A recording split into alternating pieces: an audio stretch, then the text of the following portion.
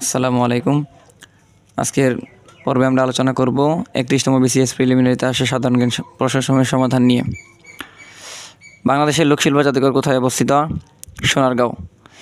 জাতিসংঘের জনসংখ্যা বিষয়ক রিপোর্ট 1994 অনুযায়ী জনসংখ্যার দিক দিয়ে বাংলাদেশের স্থান কত?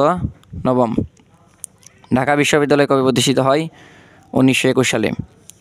বাংলাদেশের সংবিধানের কত অনুচ্ছেদ অনুযায়ী বাংলাদেশ সরকারি কর্ম কমিশন গঠিত হয়? 137। গম্ভীরা বাংলাদেশের কোন অঞ্চলের লোকসঙ্গীত?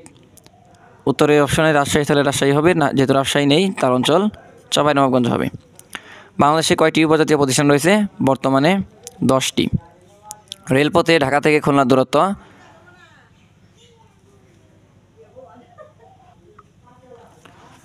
কত? 529 কিলোমিটার। নিম্নলিখিত কোন দেশ হতে বাংলাদেশ বর্তমানে সবচেয়ে বেশি সাহায্য পায়? জাপান।